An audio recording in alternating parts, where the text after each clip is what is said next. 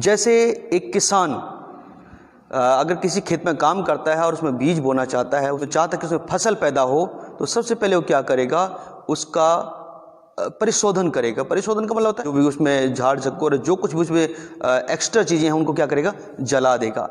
उसके बाद क्या होगा कि उसमें जुताई करेगा, ट्रैक्टर चलाएगा या हल चलाएगा और वहाँ की जो मिट्टी है उसको मुलायम करेगा, जिससे उसमें बीज बोया जाए तो वो फलवंत हो। तो उसके बाद जब खेत मुलायम हो गया, अब वो क्या करेगा, अब उसमें वो बीज बोएगा। अब उसने बीज बोया, अब बीज बो दिया, अब जो है उसका काम अभी समाप्त नहीं हुआ। अब उसमें बीज बोया गया है, अब क्या होगा, वो बीज अंकुरित होगा, तो फिर किसान का काम और ज़्यादा बढ़ जाता है। और वो क्या करेगा, उसमें देखभाल करेगा, उसमें मेहनत करेगा, उसमें काम करेगा, उसमें जैसे निराई गुड़ाई, पानी और जो कुछ भी उसकी आवश्यकताएं हैं वो सब कुछ करेगा। अभी तो बीज बोया है, अभी समय लगेगा फल आने में, अभी समय लगेगा फल आने में, और उसको उसके लिए मेहनत करनी होगी। और उसमें मेहनत करता है और हर प्रकार से जो भी उसकी आवश्यकताएं हैं उनको पूरी करता है। अब जब समय आएगा और जब उसकी फसल का जो समय पूरा हो जाएगा, तो उसके बाद उसमें फल लगेंगे या बीज फलवंत होगा। जैसे गेहूं का दाना था, गेहूं का दाना बोया गया, अब जो है किसान ने उसकी देखभाल की। वो जब पौधा था और बढ़ रहा था तो किसान उसकी देखभाल कर रहा था। अब वो एक अच्छा पौधा तैयार हो चुका है, जिसमें उस दाने के कई गुना दाने उसमें अब लग चुके हैं और अब वो एक फलवंत हो चुका है। तो पवित्र आत्मा के फलों की प्रक्रिया भी ऐसी ही है, और पवित्र आत्मा आता है और हमारे जीवन का परिशोधन करता है। आप सभी को जय मसीह की। और मेरे भाई बहनों, मैं आज आपको पवित्र आत्मा के फलों के बारे में बताने जा रहा हूँ कि पवित्र आत्मा के फल हमारे जीवन में कैसे काम करते हैं। कई लोगों को इस बात का कन्फ्यूजन रहता है कि पवित्र आत्मा के फल हमारे जीवन में कैसे काम करेंगे। क्या पवित्र आत्मा जो हमारे जीवन में आता है तो वो फल अपने आप ही हमारे जीवन को बदल देते हैं, या वो फल अपने आप ही हमारे जीवन में काम करने लगते हैं, या हमें उसमें कोई काम करना पड़ता है। तो इसको समझने के लिए पहले हम पवित्र आत्मा के फलों के बारे में पढ़ेंगे। और गलातियों की किताब उसका 5 अध्याय 22 और 23 पद आप मेरे साथ पढ़ सकते हैं। यहाँ पे लिखा है, पर आत्मा का फल प्रेम, आनंद, शांति, धीरज, कृपा, भलाई, विश्वास, नम्रता और संयम है। तो यहाँ पे 9 फलों के बारे में बताया गया है, बशर्ते जो यहाँ पे जो मुख्य बात लिखी है वो लिखा है पवित्र आत्मा का फल। का फल का मतलब होता है कि का माने एक वचन। तो पवित्र आत्मा का जो फल है वो प्रेम है। बाकी जो फल हैं वो प्रेम के फल हैं। जो आगे जो 8 फल और हैं वो प्रेम जो हमारे जीवन में आता है पवित्र आत्मा का, तो ये फल हमारे जीवन में काम करते हैं। तो सबसे पहले जो हम इस बात को ध्यान देना चाहिए कि पवित्र आत्मा का फल प्रेम है। उसके बाद जो है जो 8 चीज़ें और लिखी हैं वो हमारे जीवन में वो कैसे काम करती है, फल हमारे जीवन में कैसे काम करते हैं, मैं आज आपको इसके बारे में बताने जा रहा हूँ। और यह एक प्रकार की प्रक्रिया है। आप कैसे समझ सकते हैं, जैसे एक किसान अगर किसी खेत में काम करता है और उसमें बीज बोना चाहता है, तो चाहता है कि उसमें फसल पैदा हो, तो सबसे पहले वो क्या करेगा, उसका परिशोधन करेगा। परिशोधन का मतलब होता है जो भी उसमें झाड़ झक्कोर जो कुछ भी उसमें एक्स्ट्रा चीज़ें हैं उनको क्या करेगा, जला देगा। उसके बाद क्या होगा कि उसमें जुताई करेगा, ट्रैक्टर चलाएगा या हल चलाएगा और वहाँ की जो मिट्टी है उसको मुलायम करेगा, जिससे उसमें बीज बोया जाए तो वो फलवंत हो। तो उसके बाद जब खेत मुलायम हो गया, अब वो क्या करेगा, अब उसमें वो बीज बोएगा। अब उसने बीज बोया, अब बीज बो दिया, अब जो है उसका काम अभी समाप्त नहीं हुआ। अब उसमें बीज बोया गया है, अब क्या होगा, वो बीज अंकुरित होगा, तो फिर किसान का काम और ज़्यादा बढ़ जाता है। और वो क्या करेगा, उसमें देखभाल करेगा, उसमें मेहनत करेगा, उसमें काम करेगा, उसमें जैसे निराई गुड़ाई, पानी और जो कुछ भी उसकी आवश्यकताएं हैं वो सब कुछ करेगा। अभी तो बीज बोया है, अभी समय लगेगा फल आने में, अभी समय लगेगा फल आने में, और उसको उसके लिए मेहनत करनी होगी। और उसमें मेहनत करता है और हर प्रकार से जो भी उसकी आवश्यकताएं हैं उनको पूरी करता है।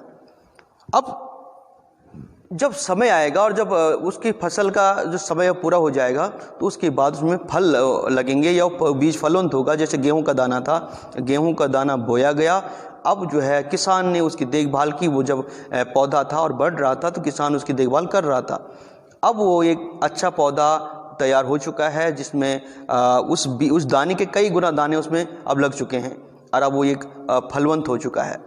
इसी प्रकार फल भी होते हैं, जैसे सेब का पेड़ हो या नाशपाती, अमरूद, आम। तो हम जो है उनके बीज को बोते हैं, तो उसके बाद एक पौधा पैदा होता है और वो धीरे धीरे करके पौधा बढ़ता है और हम उसकी देखभाल करते हैं, उसमें पानी लगाते हैं, उसमें बाड़ा बांधते हैं और उसमें खाद और जो कुछ भी उसकी आवश्यकताएं होती हैं हम उसमें करते हैं।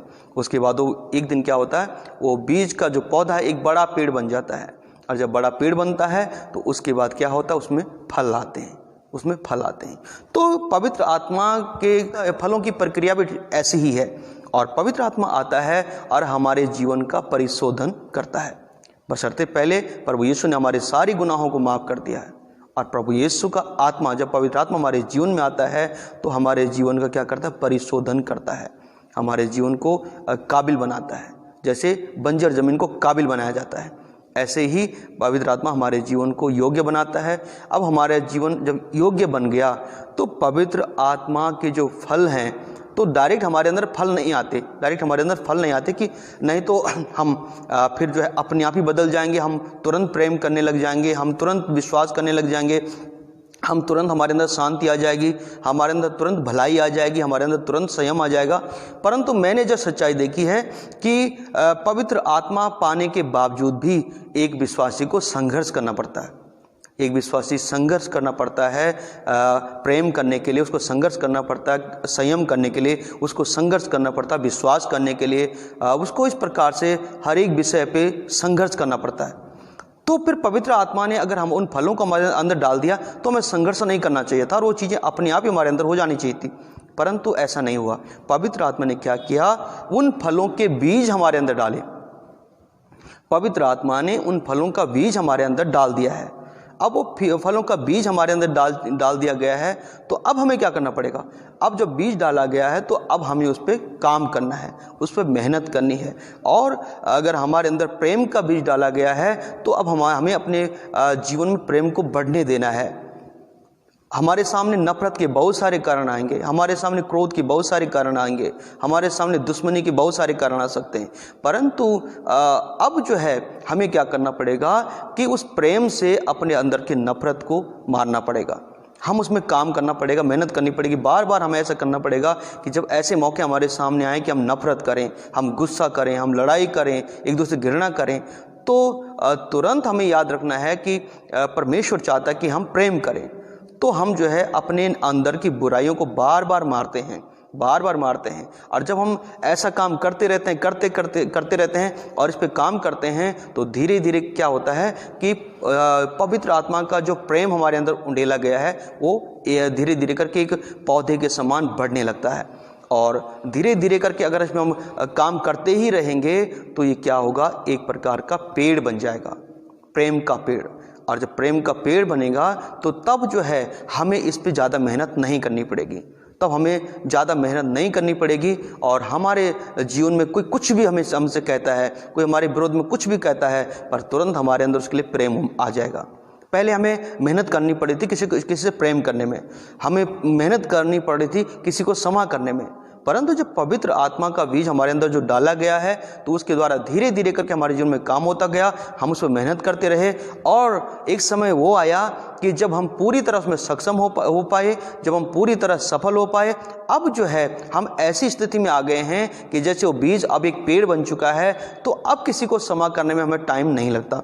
सुबह किसी ने बात कही, शाम तक वो बात हम खत्म कर देते हैं, कोई भी बात है हम उसको भूल जाते हैं, हम जो है अपने आप नियंत्रण करना आरंभ कर देते हैं और ऐसे नियंत्रण करते और हम जो है इस प्रकार से हमारे जीवन हो जाता है कि हम हर एक चीज़ को कंट्रोल कर सकते हैं, हर एक चीज़ को नियंत्रित कर सकते हैं और हम जो है परमेश्वर के काबिल बन जाते हैं।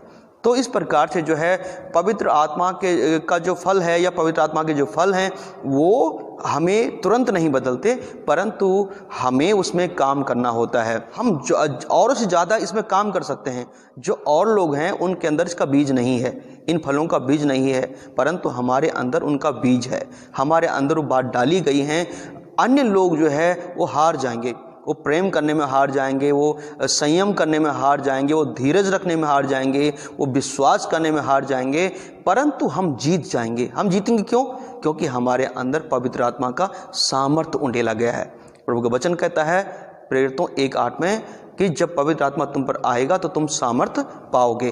तो अब हमें सामर्थ्य दिया गया है उन चीज़ों में सफल होने में, हमें सामर्थ्य दिया गया है उन चीज़ों में आगे बढ़ने में।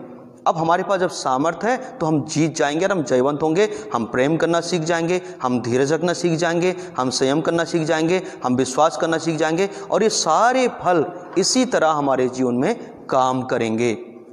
तो ज़्यादा लंबी बात ना बताते हुए मैं आपको यही बताना चाहता हूँ कि पवित्र आत्मा आपको तुरंत आपको नहीं बदलता, परंतु वो बदलने के लिए आपको ताकत देता है। पवित्र आत्मा आपको ताकत देता है, आपको सामर्थ्य देता है अगर आप बदलना चाहते हैं तो। अगर आप बदलना नहीं चाहते हैं तो पवित्र आत्मा ज़बरदस्ती किसी को नहीं बदलता, क्योंकि पवित्र आत्मा एक सभ्य व्यक्ति है। पवित्र आत्मा कभी किसी पे जबरदस्ती नहीं करेगा, पवित्र आत्मा किसी को फोर्स नहीं करेगा, परंतु उसके लिए क्या करना पड़ेगा?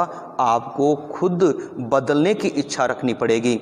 अगर आप बदलने की इच्छा रखते हो तो पवित्र आत्मा आपको बदलने के लिए क्या देगा? सामर्थ्य देगा। तो इस प्रकार से जो है, अगर आप चाहते हो कि आपके जीवन में परिवर्तन आए तो आप इस बात पे विचार करें कि आपको इन फलों पे काम करना होगा, और आपको अपने जीवन में इन फलों पे काम करके और इनको बढ़ाना होगा।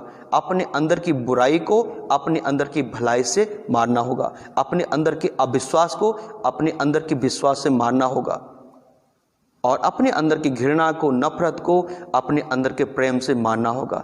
और आप ऐसा कर भी सकते हैं, और आप इसमें सफल हो जाएंगे, और आप एक अच्छे और परमेश्वर की ग्रहण योग्य विश्वासी बन सकते हैं। प्रभु यीशु मसीह इस वचन के द्वारा आपको आशीष दे। जय मसीह।